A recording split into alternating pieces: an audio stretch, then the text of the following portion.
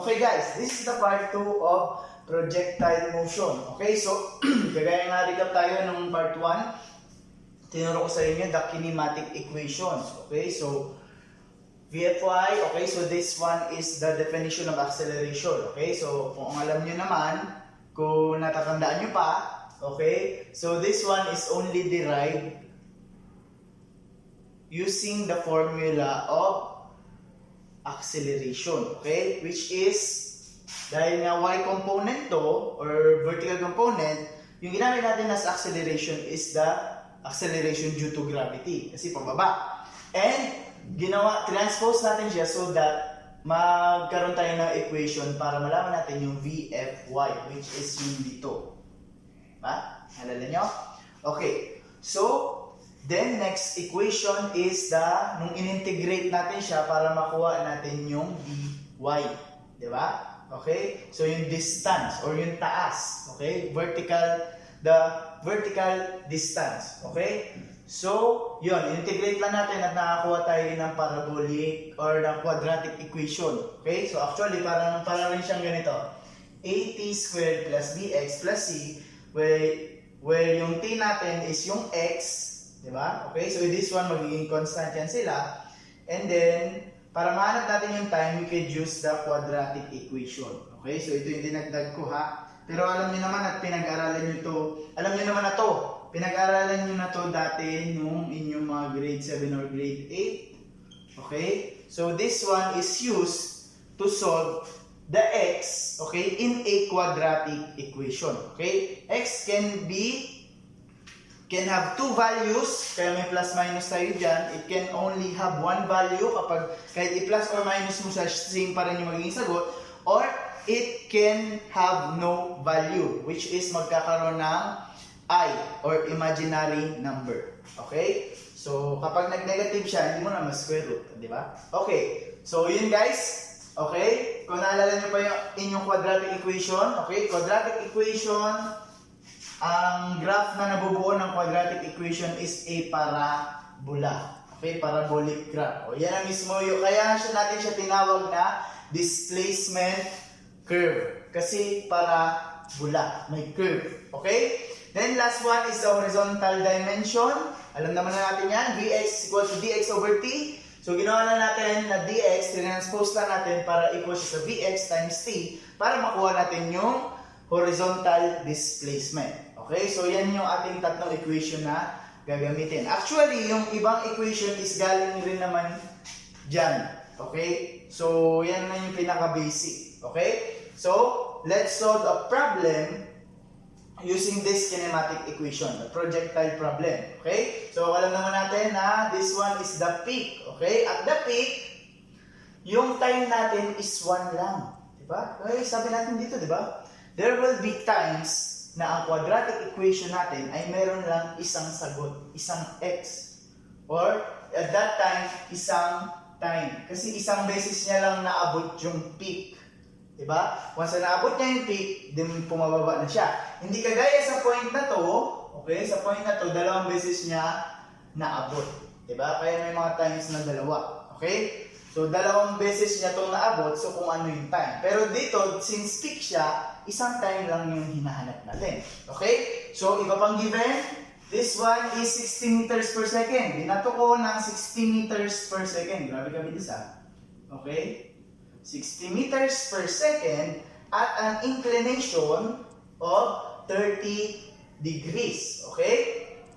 So, 60 meters per second is my VIY, the vertical initial velocity. Okay?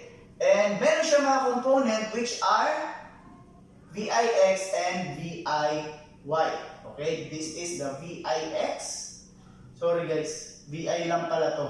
Okay? Sorry.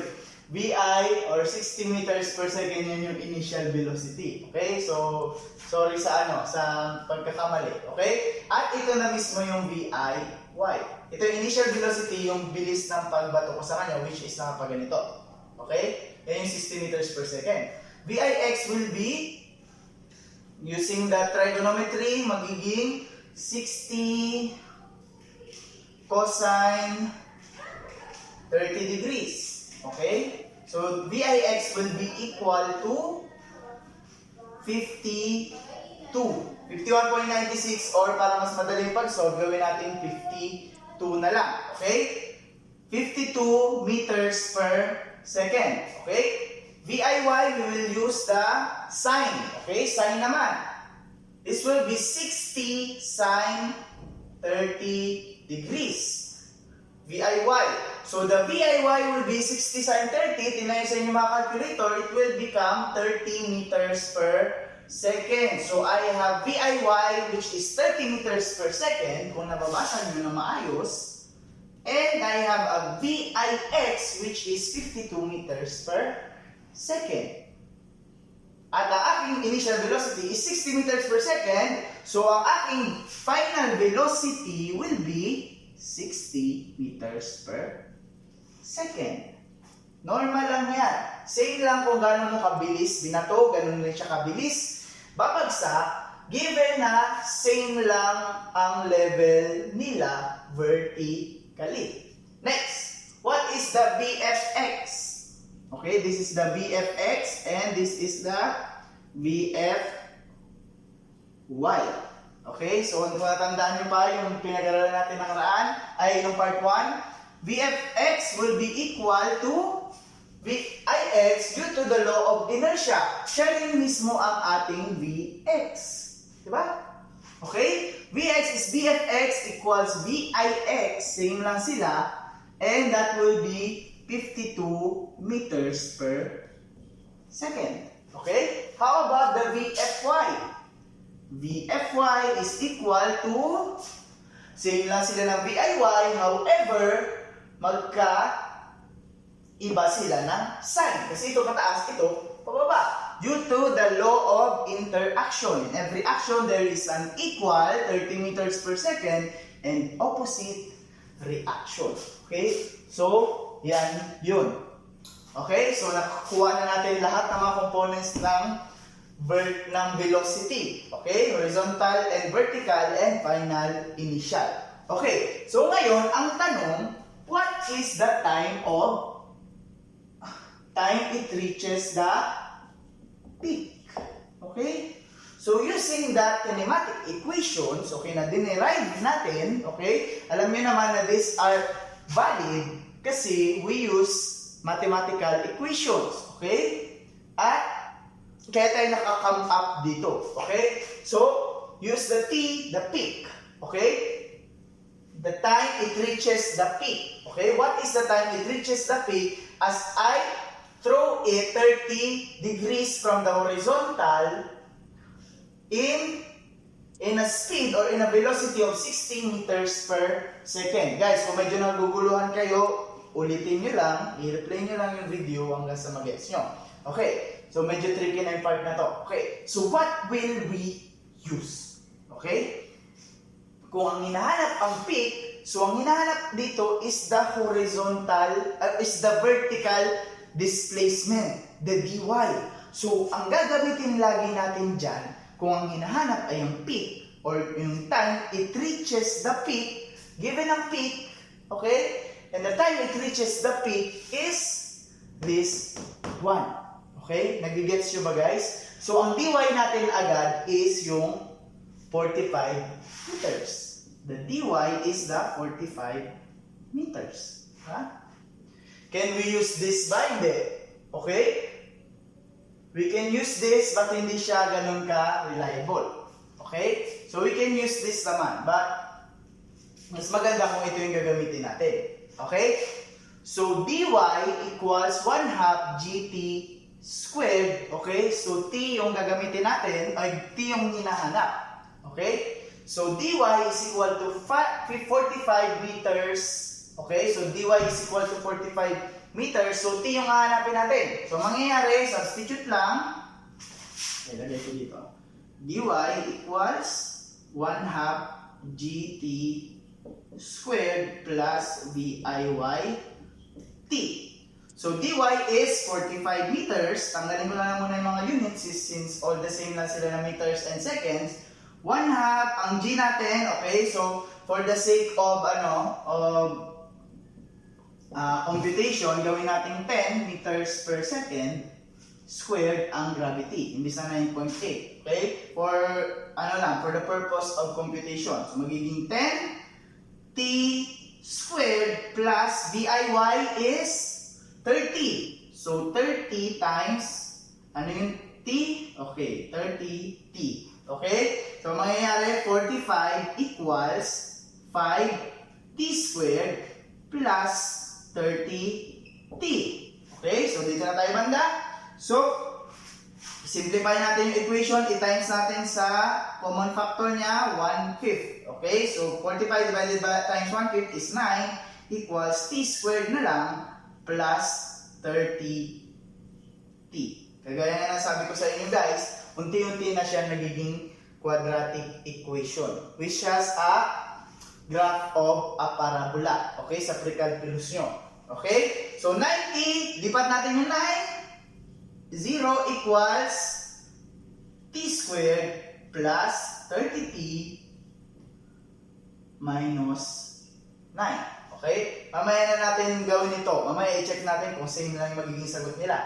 Okay? Pero ang mas madali dito, kung kaya naman, kaya nyo ito siyang ma-factor.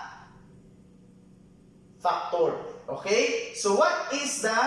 30. Bakit 30 pa rin? Sorry. 30 divided by 5 is 6. So this one should be 6. Okay, sorry guys. Wala, dumi na. Ayusin ko nga. Okay, 60. Okay, 60 minus 9. Okay, so ano ang dalawang factor ng negative 9 na pag pinag-multiply mo sa negative 9, mali. Negative 10 pa na to, sorry. Okay? So this one is negative. So this one will be negative t. So negative t squared. So iyan natin. Times natin ang negative. So this one would be 0. T squared minus 60 plus 9. Okay? Nagigets nyo ba?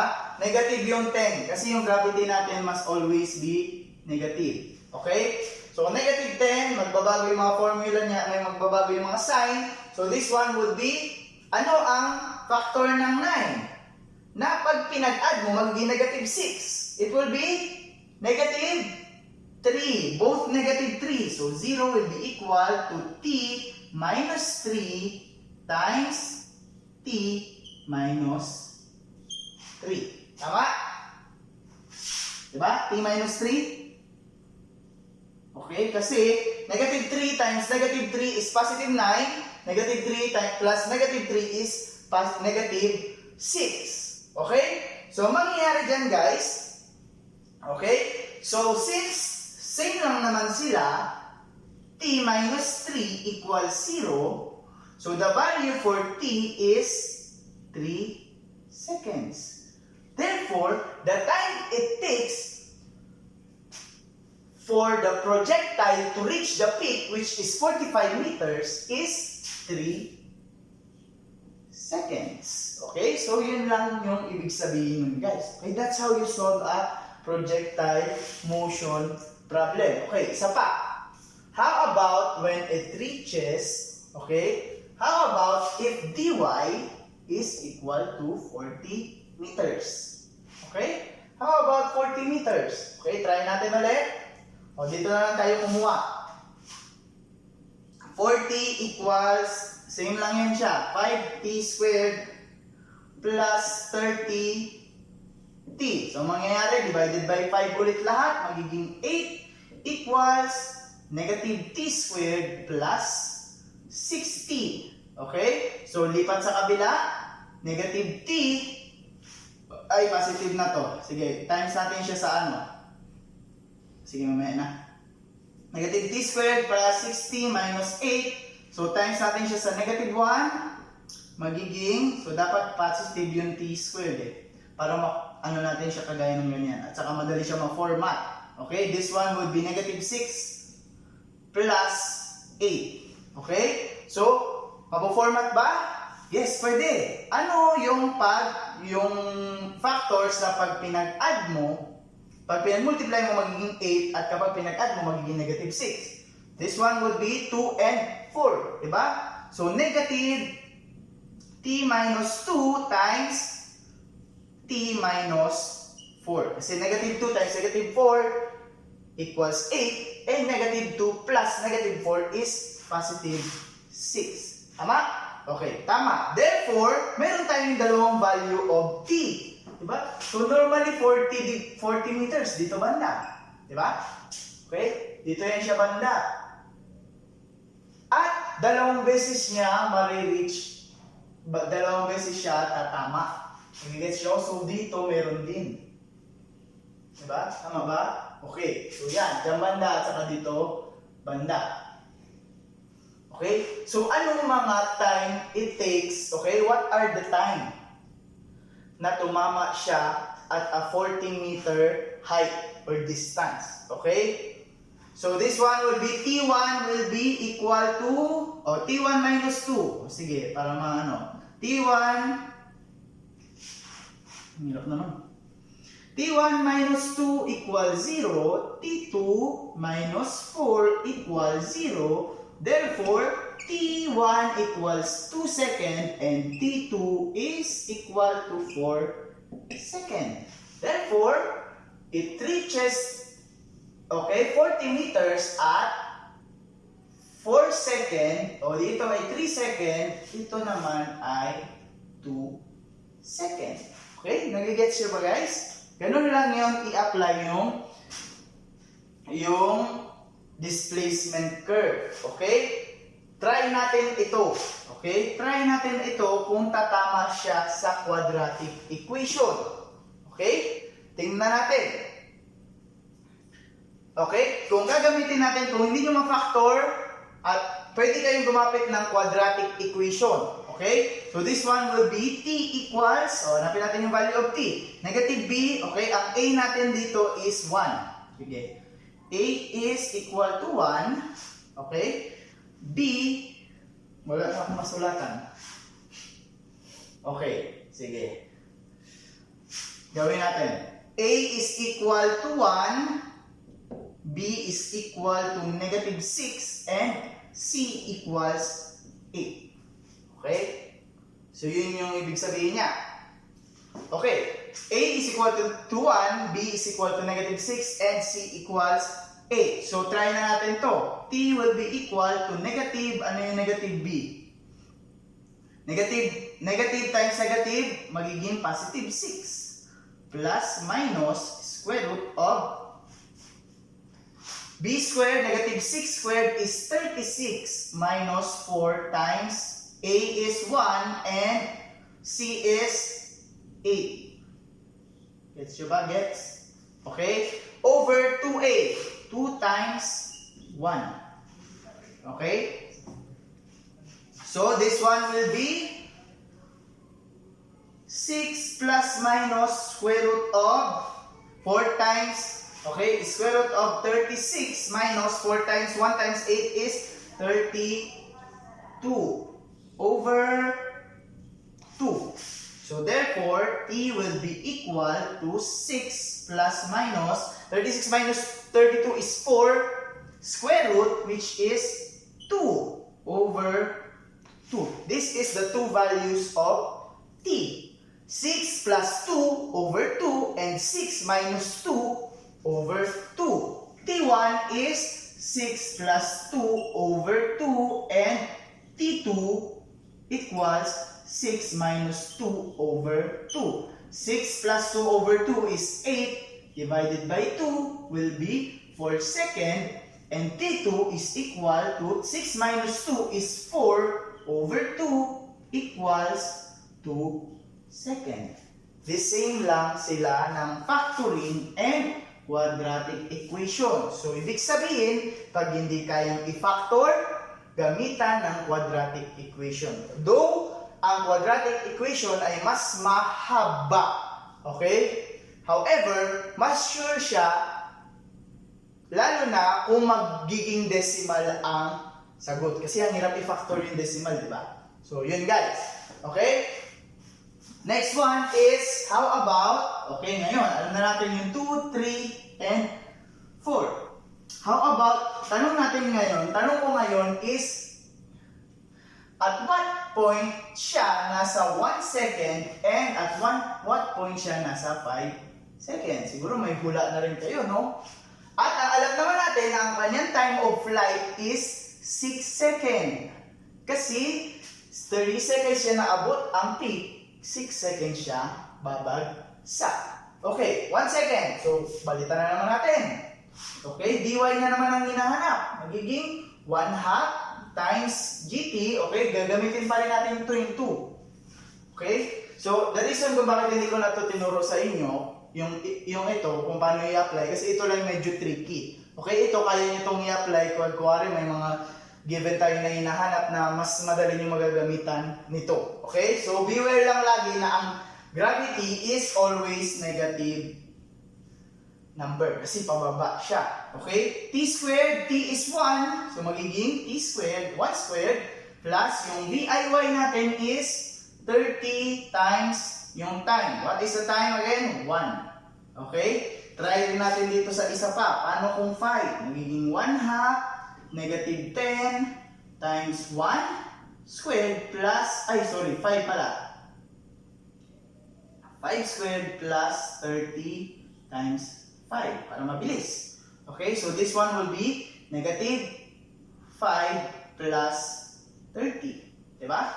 Okay? So, isolve nyo para tingnan natin kung tama. Okay? So, i-pause nyo lang at isolve kung parehas ba tayo na nakuha. Okay? So, this one will be 25 meters. The dy at 1 second is 25 meters. Okay? Ngayon, sabi na natin, kung mayroong axis of symmetry ang parabola, therefore, dapat parehas lang sila ng 5 second. Okay? Na tatama siya sa 25 meters. Tingnan natin. Okay? dy equals 1/2 times negative 10.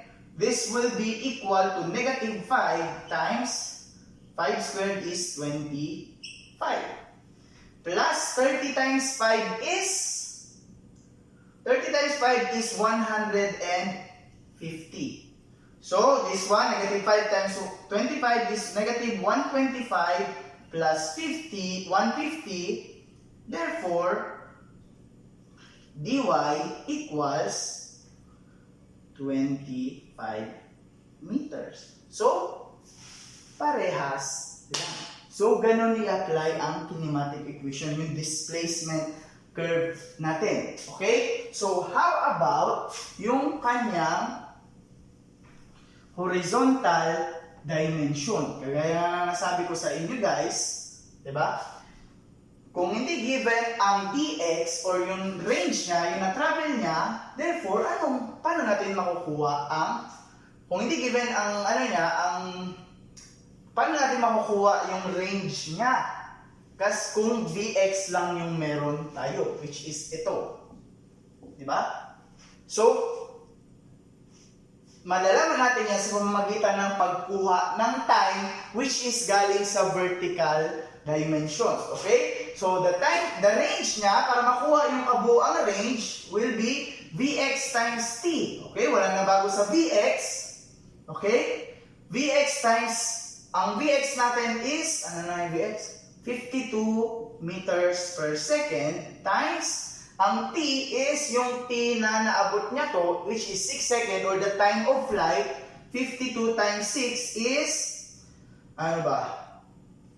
612 carry 1 615 312. Okay, tama ba? So ang na-reach niya na to is 312 meters per second. At this point, naka 312 meters per second na siya. How about, nung naabot na yung peak, halfway. So, magiging 52 times 3. Okay? Tama? 52 times 3. O, naalala nyo ba? Parang nagsisolve lang kayo ng pre-cal, di ba? 52 times 3 will be 6. Okay, 106. Therefore, this one magiging 106 meters na, bakit meters per second? Meters na yung naabot niya. Okay? So, ibig sabihin pala, as second goes by, magiging 52 meters ang naabot niya. Pagdating dito, 52 nga ba? Ba't 106? Sorry. 156 pala. Sorry. Okay? 52 magiging 104 meters. At isolve nyo isa-isa. Okay? Sa papel nyo. Okay? Kung para mag-agree tayo. Okay? Plus, again, 52, 208 meters. And then, 260 meters. So, ano napansin nyo? Linear lang. So, parang yung bilis niya sa vertical is hindi na apektuhan. Tuloy-tuloy lang.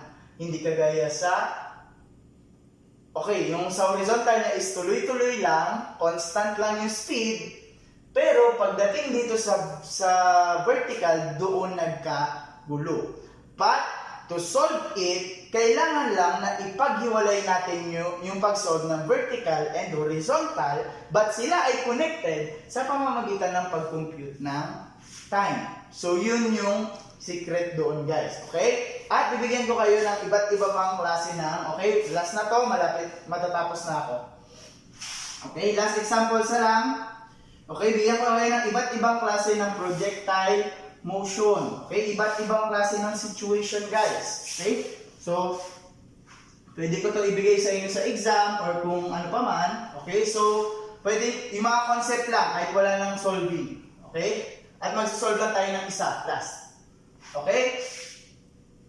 Okay. So, how about if nasa building ka? Okay? Pare, ikaw ay nasa building na may taas na sabihin natin, nasa building ka na may taas na 100 meters. Okay? Nasa building ka. Yan. Binato mo. O, diba? Yan. Binato mo yan. Tapos, ang tanong, na-hit niya yung ground ng 100 meters na ba ito? Sige, sabihin natin, 45 lang, gawin natin 50 meters. Okay? So, mangyayari, ma-hit niya yung ground ng dito lang banda. Okay, tama ba? Okay, medyo bababa na siya, di ba? Medyo papalaki na yung bulusok niya. Okay? However, ang mangyayari, hindi na ganun yung time of flight. Ano na mangyayari sa atin dyan ngayon? Di ba? So ito, applicable pa rin. However, paano natin ito mako-compute? Madali lang. Okay? Pwede natin alamin kung at 7 second, ano na ang kanyang height. Okay guys, makinig. Pag ganito ang equation, ang peak niya na 45 meters is from the thrower lang. Okay? Ang totoong height niya will be plus 50. Ang totoong peak ay, kung nasa taas siya ng building, is 95 meters. Kasi i-count na natin yung 50 meters na building. Okay? How about, paano naman kung 7 seconds? Okay, ganun lang rin gawin natin. dy is equal to 1/2 gt squared, okay, plus diy t. Ito natin. 1/2 gt squared magiging negative 5